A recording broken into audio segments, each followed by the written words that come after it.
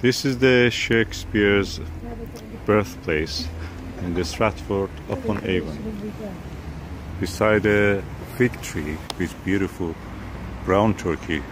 I think these are figs and beautiful, lovely roses, smelling divine. And that's the actual house.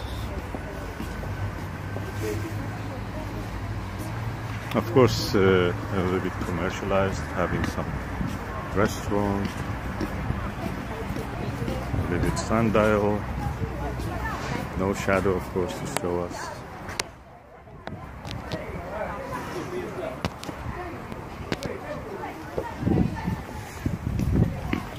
And beautiful garden. This is, of course, the townhouse.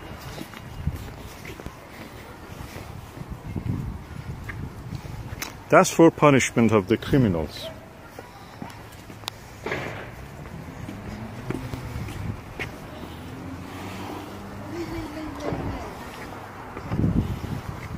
Yes, yes. Oh, I have to put my head in the cup. You have stolen a chicken? It's your punishment. Quick, because I'm strangled. I've been strangled. Look up. Ask for your forgiveness from the Lord. You shoot the rabbit. Did you? Did you eat the pheasant? It wasn't me. It wasn't me. Then who ate the pheasant? It wasn't me. It wasn't me. Okay, I know William did that. Nilly Willy.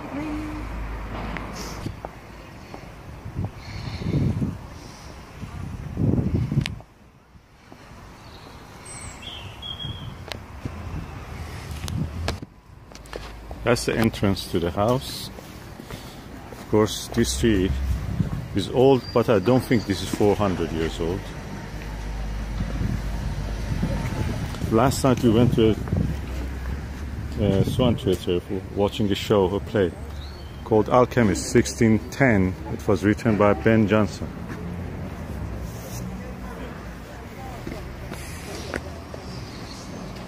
When his dad died, William was so incredibly famous and wealthy, he comes back, he lets his sister live in this end house. William employs a contractor to build another building on the back, which becomes a tavern, and he leases this out as a hotel. But that's amazing. So his family here in Stratford have now got another business that are generating income. Incredible, incredible business. What do you vote to Brexit? We think so. I think you're right on the money. Thank you very much. Pleasure. Enjoy your day. Hello, welcome. Welcome. Through this way into the house. There's lots of guides and actors in the house giving you information as you go through.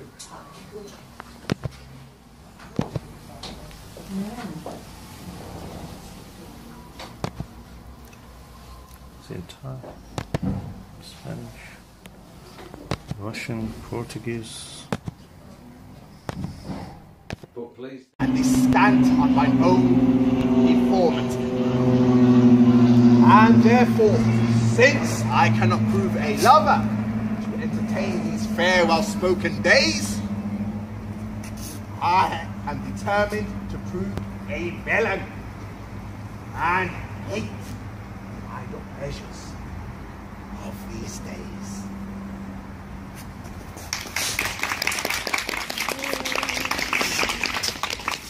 Are there any further requests? What was that about? Richard III, that was from. Oh, okay. Macbeth, yes? Yeah. From Macbeth, we've got Lord Macbeth, we've got Lady Macbeth, we've got the witches.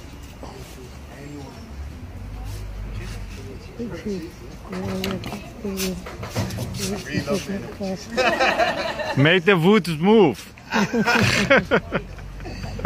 So this is the first time we see witches in the play. The first entrance.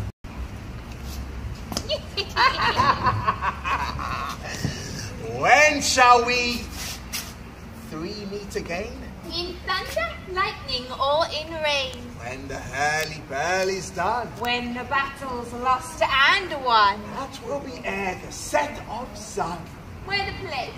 Upon the heath. There to meet with Macbeth. Fair is foul and foul is fair. Hover through the fog and the filthy air. A drum. A drum. Macbeth doth come. With sisters hand in hand, posters of the sea and land, thus to go about, thrice to nine, and thrice to mine, and thrice again to make up nine. Peace, the charms wound up. All hail to thee, Macbeth. Thou shalt be king hereafter. I love it. Make it quite so bad. Would you like something happy or something sad first off? Sad, please. Something sad. Okay, so I'll make you cry then. All right. So this is. And then on the happy one, kiss. Sorry, no, we don't like spreading germs. So, this is just after Romeo and Juliet got married in secret.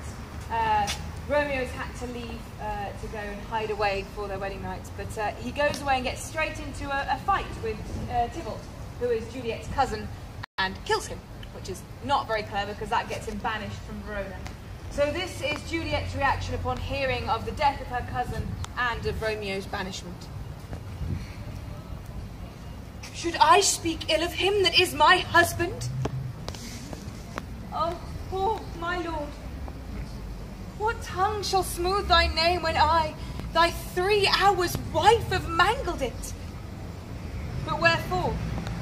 Villain, didst thou kill my cousin?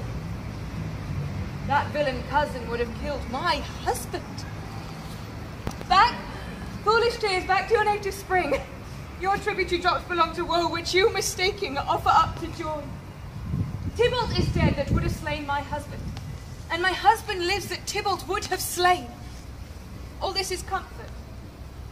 Wherefore weep I then? Some word there was, worser than Tybalt's death.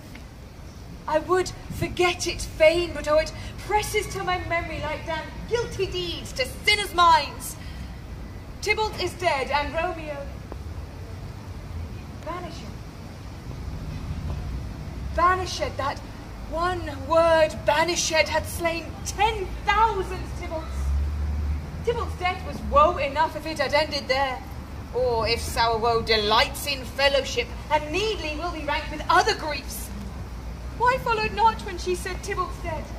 Thy father, thy mother, nay, or both, which modern lamentation might have moved. But with a rearward following, Tybalt's dead. Romeo is banishing. To speak those words is Tybalt, father, mother, Romeo, Juliet, all slain, all dead. Romeo is banishing. There is no end, no limit, measure, bound in that word's death. No words can that woe sound.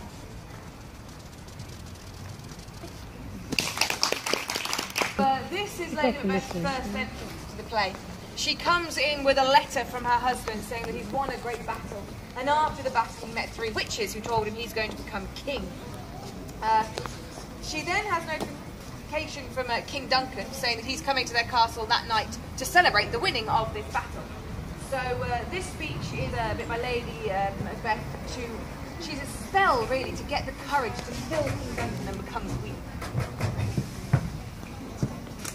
The raven himself is hoarse, which croaks the fatal entrance of Duncan under my battle.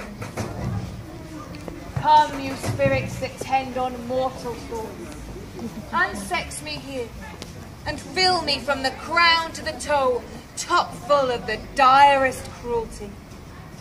Make thick my blood, stop up the access and passage to remorse, that no compunctious visitings of nature shake my fell purpose, nor keep peace between the effect and it. Come to my woman's breast and take my milk for gall, you murdering ministers. Wherever in your sightless substances you wait on nature's mischief. Come, thick night, and pour thee in the dunnest smoke of hell, that my keen knife see not the wound it makes, nor the heavens peep through the blanket of the dark to cry, hold, hold. For Yorick, and then Othello, I've forgotten the word then. Othello, would you like some Amelia? Yeah. Okie dokie. So, this is Yorick. And this is Hamlet walking through the graveyard with his best friend Horatio. And they're looking for Ophelia's grave, because Ophelia committed suicide during the play. And they come across a gravedigger, and he presents them with a skull. And he says the skull is of a man named Yorick. Now, Yorick used to be a clown in Hamlet's father's court during Hamlet's youth. So Hamlet has many fond memories of his childhood spent with Yorick. Alas, poor Yorick! I knew him, Horatio. A fellow of infinite jest, of most excellent fancy. He hath borne me on his back 1,000 times. And now, how abhorred in my imagination it is. My gorge rises at it.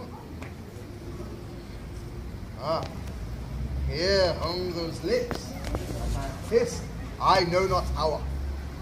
Where be your jibes now? Your gambols, your songs, your flashes of merriment that were wont to set the table on a roar? Not one now to mock your own grinning, quite chop-fallen. Now, get you to my lady's chamber, and tell her, let her paint an inch thick. To this favour she must come. Make her laugh at that. Play. She's talking to Desdemona and telling her that any wrong the woman does in a marriage, it's the husband's fault, because the husband should treat the wife properly. Very sexist. Feminist. It proves Shakespeare was a feminist. But I do think it is the husband's fault if wives do fall. Say that they slack their duties and pour our treasures into foreign laps, or else break out in peevish jealousies, throwing restraints upon us. Or say they strike us, or scant our former having in despite.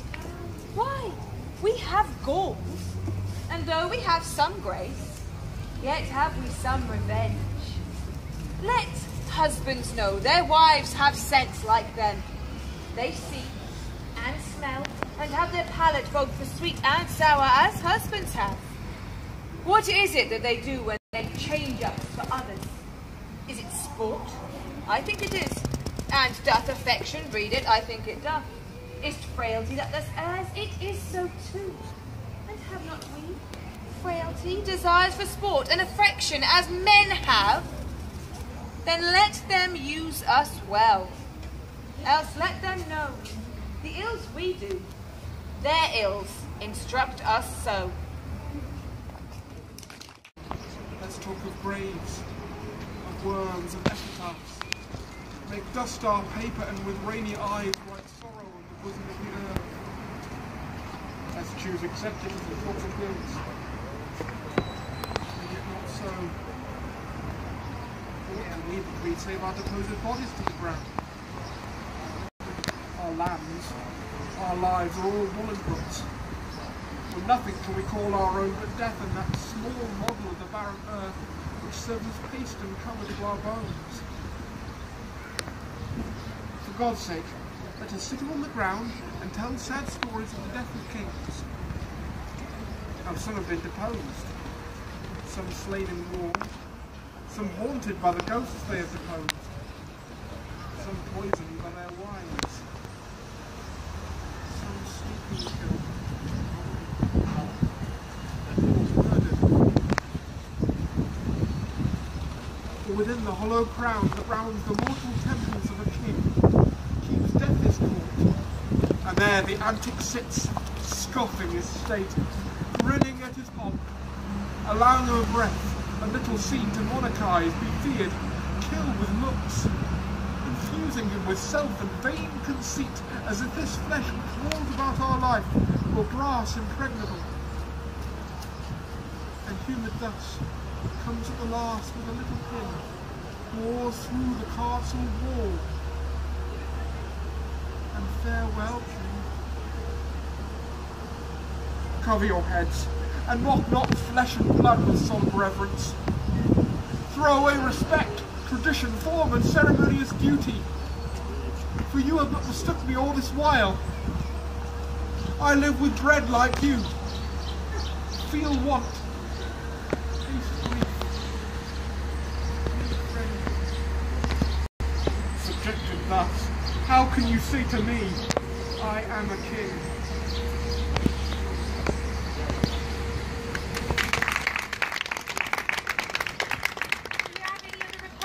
Any specific plays you would like to hear something from? The end of Midsummer Night's Dream? Yeah, of course you can. Pop.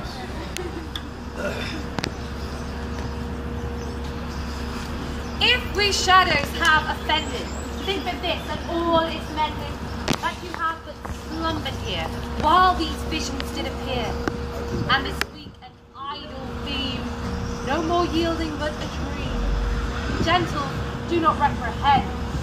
Pardon, we shall mend, and as I am an honest puck, if we have unearned luck, now to escape the serpent's tongue, we shall make amends ere long, else the puck a liar call. So good night, and to you all, give me your hand, if we be friends, and Robin shall restore amends.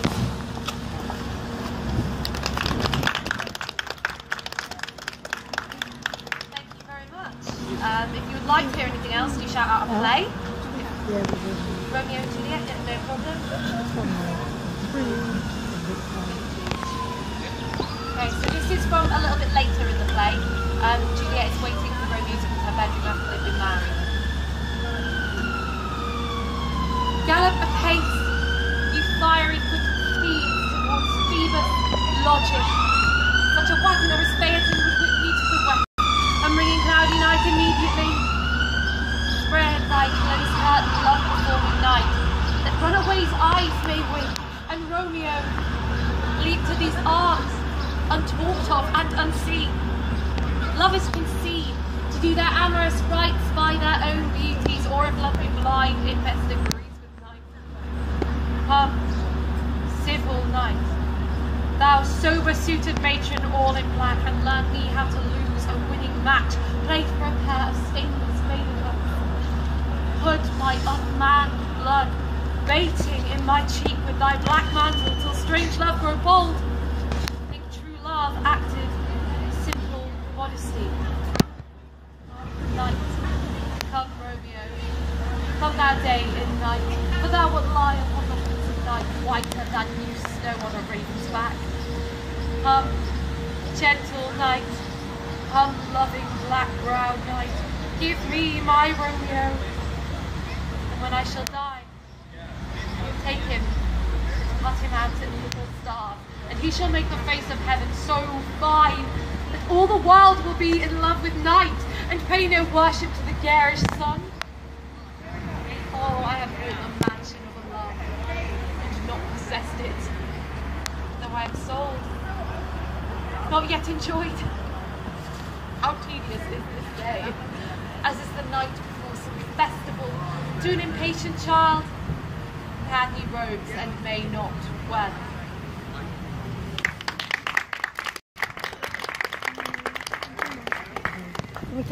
This is a little bit of Romeo from when he's been banished for killing Tybalt. Here we have mainly brassicas, which consist of kale, cabbage, and a very tall Jersey walking stick, which can get 3 foot high.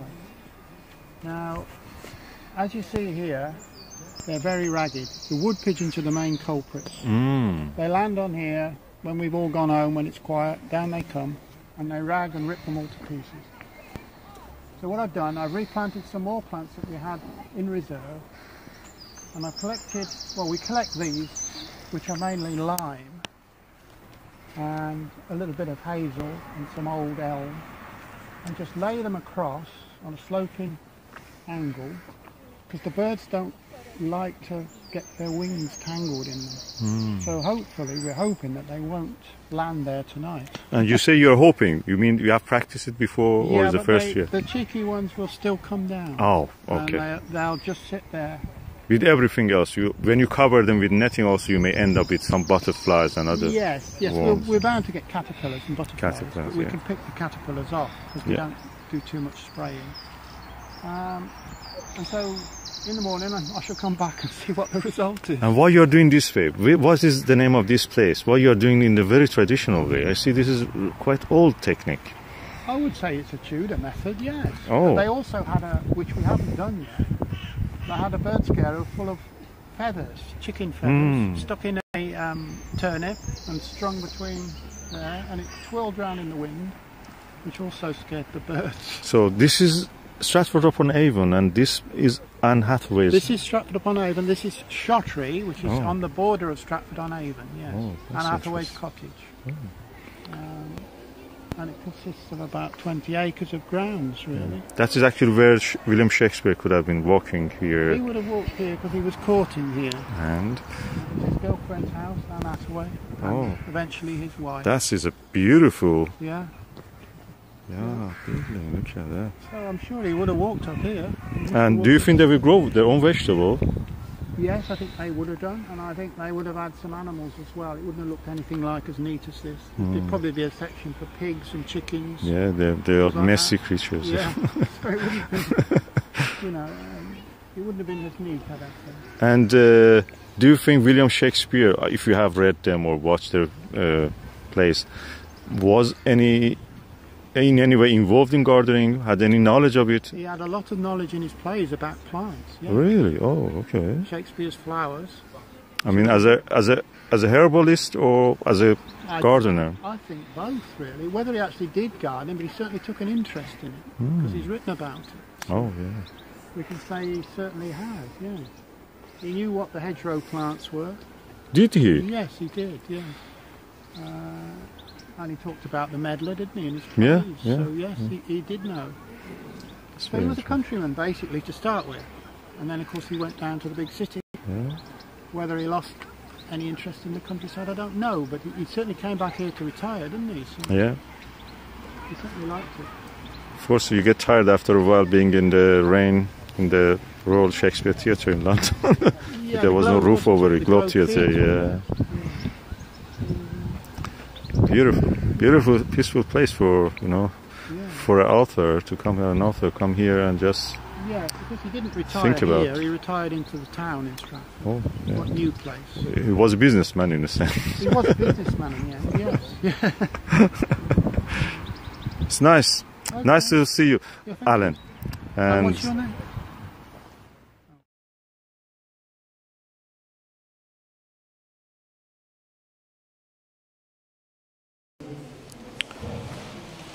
آرامگاه شکسپیر و خانواده‌اش از جمله دخترش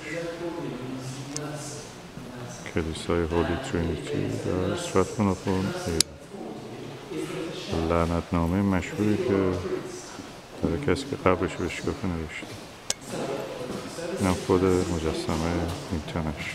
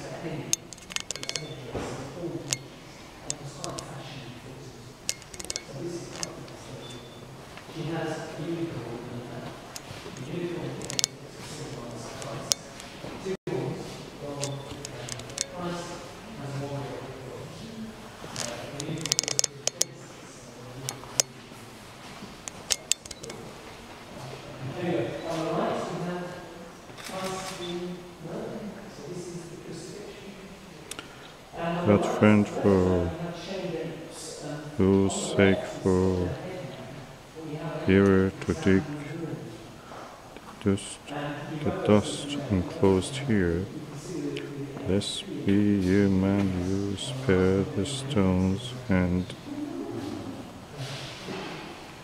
uttered content, he you knows my bones.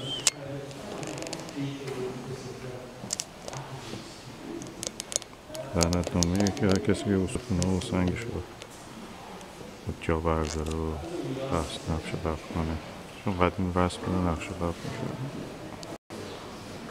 بعد از 30 سال 40